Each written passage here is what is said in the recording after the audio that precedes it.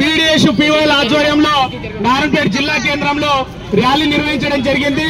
ఈ ర్యాలీకి హాజరైనటువంటి విద్యార్థి మిత్రులు, అట్లాగే పీవైల్ రాష్ట్ర మాజీ అధ్యక్షులు కాశీనాథ్ అన్న, పీవైల్ జిల్లా కార్యదర్శి ప్రతాప్ అన్న, అరుణోదయ జిల్లా కార్యదర్శి అంజన, అట్లాగే కార్మిక సంఘం జిల్లా కార్యదర్శి నరసింహన్న, టౌన్ కార్యదర్శి కెంచనారాయణ, పీడీఎస్ పీవైల్ మిత్రులందరికీ కూడా భగత్ సింగ్ 94వ వర్ధంతి సందర్భంగా నివాళులు అర్పిస్తూ జోహార్లు తెలుపుతూ ఈ సందర్భంగా మనం ఒకటి గుర్తుపెట్టుకోవాలి, ఒక మనిషి కనీసం ఒక 2 ఏళ్ల కిందనో 7 ఏళ్ల కిందనో చనిపోతే మర్చిపోయేటటువంటి ఈ రోజుల్లో భగత్ సింగ్ ఈ దేశం కోసం చనిపోయి 94 ఏళ్ళు అవుతా ఉంది। 94 సంవత్సరాల కింద ఉరిదీయబడినటువంటి ఒక 23 ఏళ్ల యువకుడు భగత్ సింగ్ ని 94 ఏళ్ల తర్వాత కూడా మనము ఆయనని స్మరించుకుంటా ఉన్నాం, గుర్తు చేసుకుంటా ఉన్నామని అంటే ఈ దేశ స్వతంత్రంలో భగత్ సింగ్ త్యాగము, భగత్ సింగ్ యొక్క ఆలోచన విధానము లేదా భగత్ సింగ్ యొక్క తెగింపు ఎంత ఉందో మనకు స్పష్టంగా అర్థమయ్యేటటువంటి పరిస్థితి ఉంది।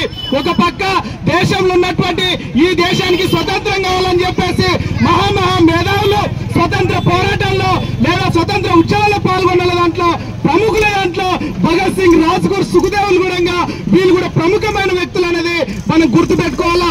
ఈ రోజు కేంద్ర రాష్ట్ర ప్రభుత్వాలు వాళ్ళు చేసిన త్యాగాన్ని గుర్తించకుండా వాళ్ళని బ్రిటిష్ ప్రభుత్వం అతి కిరాతకంగా, మూర్ఖంగా, కనీసం వాళ్ళ తప్పు లేనప్పటికీ వాళ్ళకు అంటే కనీసము వాళ్ళని అడగకుండా, విచారించకుండా వాళ్ళకు ఉరి శిక్ష విధించినటువంటి పరిస్థితి ఈ దేశంలో ఉంది। భగత్ సింగ్ ఆ రోజే చెప్పిండు, ఓ బ్రిటిష్ పాలకులారా, ఈ భగత్ సింగ్ ను ఉరిదీస్తే రాబోయే రోజులలో భారతదేశంలో లక్షలాది మంది భగత్ సింగ్ పుడతారని బ్రిటిష్ వాళ్ళకు సవాల్ విసిరినటువంటి చరిత్ర భగత్ సింగ్ ది। ఉరి తీసే టైంలో ఉరి తాడునే ముద్దాడినటువంటి వ్యక్తి, ఉరి తాడును పట్టుకొని ఉయ్యాలుగి జీవితాన్ని ప్రేమిస్తాం, మరణాన్ని ప్రేమిస్తాం, మేము మరణించి ఎర్ర పూల వనములో పువ్వులై పూస్తామని చెప్పి బ్రిటిష్ పాలకులకు సవాల్ విసిరినటువంటి ఒక గొప్ప త్యాగశీలి భగత్ సింగ్ అనేది మనం గుర్తుపెట్టుకోవాలా। ఈ రోజు ఇప్పుడున్నటువంటి కేంద్ర రాష్ట్ర ప్రభుత్వాలు కుట్రలు పన్నుతూ మత కలహాలను సృష్టిస్తూ కుల మతాల మధ్య స్విచ్లు పెడుతూ ప్రజల మధ్య స్విచ్లు పెడుతూ ఈ దేశాన్ని విడదీసినటువంటి పరిస్థితి ఈ దేశంలో ఉంది। కానీ ఇది సరైన పద్ధతి కాదు। ఈ రోజు కేంద్ర రాష్ట్ర ప్రభుత్వాలు విద్యా వ్యవస్థలో లోపాలను వెతకకుండా ఈ రోజు వాళ్ళే పార్లమెంటులో, అసెంబ్లీలో మాకు బలం ఉందని చెప్పేసి వాళ్ళే తీర్మానాలు చేసుకునేటటువంటి పరిస్థితి ఈ రోజు ఈ దేశంలో ఉంది। కాబట్టి విద్యార్థి యువకులకు భగత్ సింగ్ యొక్క జీవితం ఆదర్శం, భగత్ సింగ్ ను ఆదర్శంగా తీసుకోవాలి।